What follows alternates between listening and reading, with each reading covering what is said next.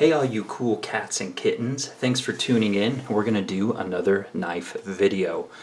So we're going to look at a knife from Monterey Bay Knives. Again, we have Ray Laconico, Sanford Owen, kind of the two primary forces behind the brand. And this was one model that they essentially designed together, came up with, and we're going to look at the XLC, which stands for the Extra Large Carry.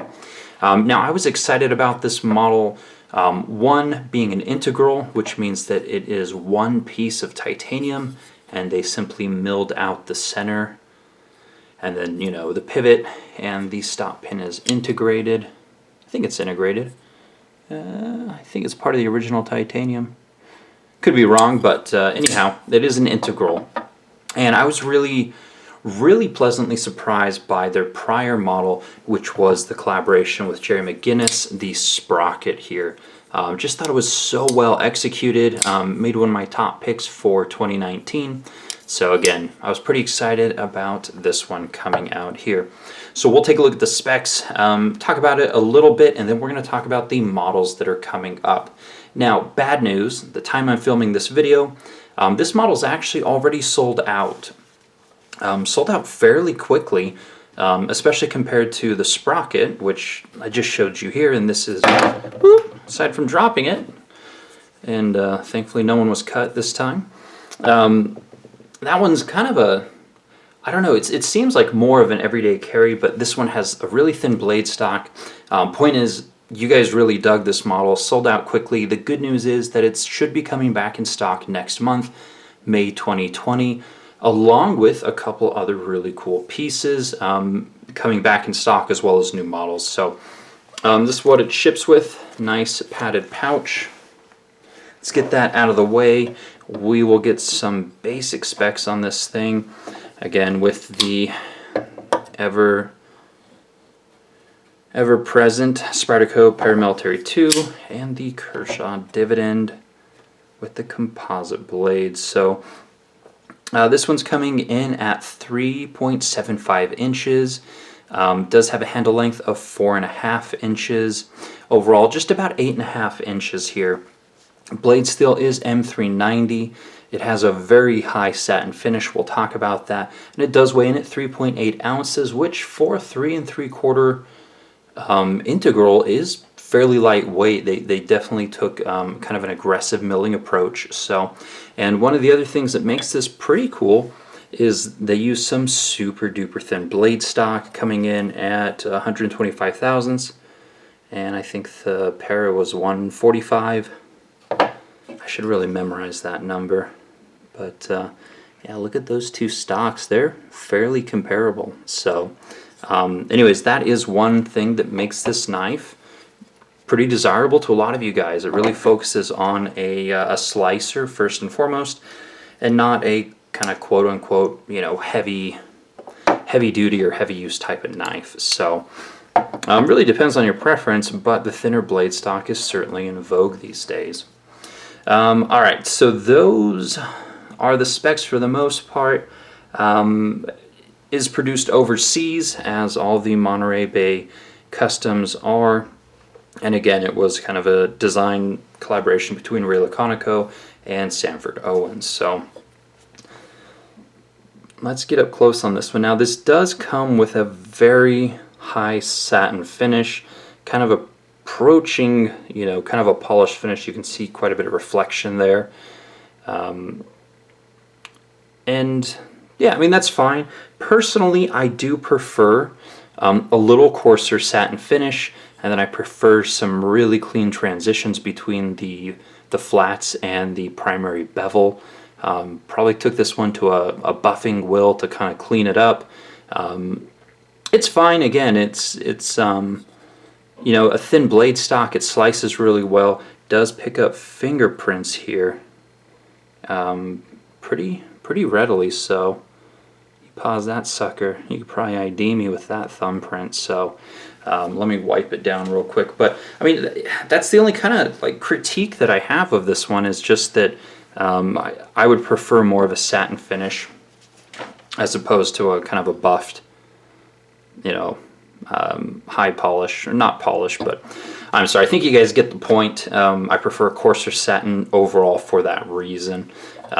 Just looks a little bit less messy sort of thing, and you get like better grind lines. So anyways, I won't belabor the point. It's not a huge deal. It's personal preference primarily. We do have Ray Laconico here as kind of the primary designer, and then we have the Monterey Bay Knives logo here on the lock side. So the show side, super duper clean, nothing present. Let me show you guys the flipper tab. Outstanding texture, sits about that proud, and the action is really good on this one. It does run on bearings, and there are stainless steel racers internally, so the bearings are running on stainless steel. They're not running on the titanium, which I discovered when I disassembled this thing. So another cool thing is obviously it kind of keeps everything contained in just the handle shape here, or just in the handle, so it rides, one, fairly thin in the pocket, and two, it's certainly not wide by any means.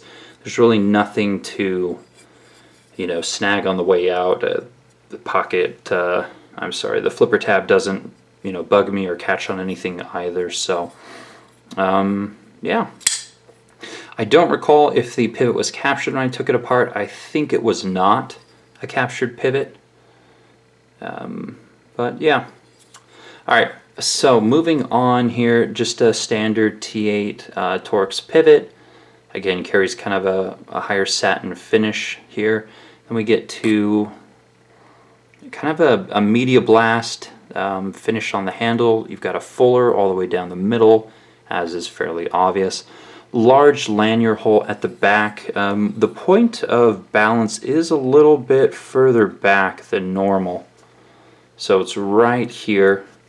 So you guys can see this tail end here has a lot of titanium to it, so it does favor the back a little bit, but in hand it's not, doesn't feel like it's jumping out of your hand. So even though it does favor the back, it's a longer knife. It stays a little bit more balanced in hand than perhaps a smaller knife would, where to me sometimes it feels like it's trying to just slip right out if you loosen your grip. So totally fine with that. Let's look at some of the chamfering on the handle.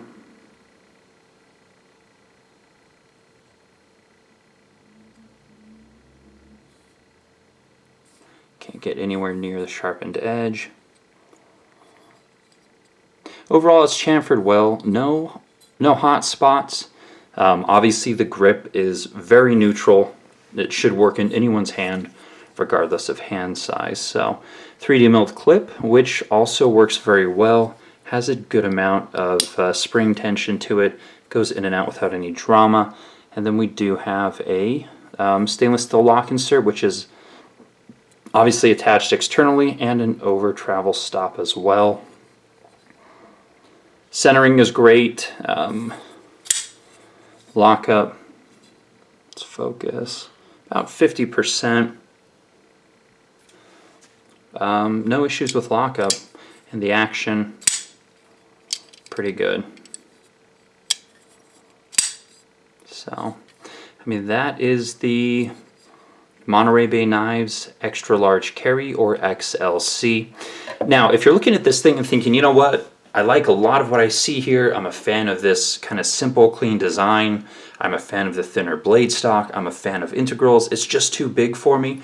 Well, the good news is that a smaller one is coming out. It's going to be the ECZ, Echo Charlie Zulu 2.0, which is also going to be an integral. I believe that one's going to be about 3-inch. Check the website in case I'm wrong. But essentially the same knife.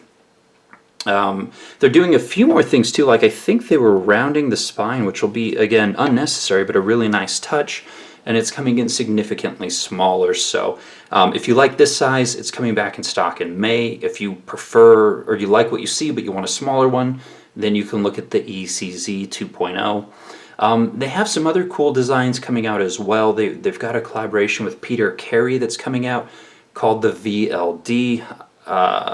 I forgot to ask what that stands for.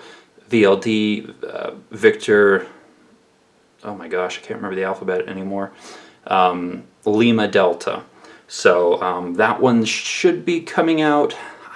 Perhaps it's May as well. That one might be coming in May as well. But again, really cool to see a collaboration with Peter Carey. He's one of my favorite custom makers, and I don't own any custom pieces from him yet. In the years to come, I will definitely remedy that. But in the meantime, I'll happily take more production pieces. He's done some with Spyderco and so forth. But it's been a while since the last one, which possibly was the Rubicon. Anyways, don't want to get lost on a tangent. There's another model called the EWC coming. There's a model called the Old Guard coming. Some of these aren't coming towards the end of the year though, but a lot of good stuff in the pipeline. I think that Monterey Bay Knives overall has a pretty good sense of what people want and what people are looking for. I think they're doing great collabs. Again, nothing but, I'm going to go left-handed, and I'm not left-handed. I think they did a great job on the sprocket. They did a really good job here on the XLC. No doubt the ECZ 2.0 is going to be good. So I think they have their finger kind of on the pulse of what people are wanting, what people are looking for. And most of their designs and releases have sold out thus far. So anyhow, if you are keeping an eye on the upcoming drops, you may want to be a little bit quicker on it in case the next runs do sell out as well. So anyways, I will put links to their Instagram or their website down below. You guys can go check it out there. Nothing wrong with more integrals on the market, and nothing wrong with some additional Peter Careys. And I'm super excited for the Old Guard, which is going to be just a really clean, nice thumb stud on washers that's coming out, again, towards the end of the year, probably third quarter. But I think that's going to be a really sweet design too. So anyways, guys, lots more videos to get done. I'm posting daily content on Instagram, also EpicSnuggleBunny there, and I will see you guys soon. Take care, and don't feed anyone to tigers.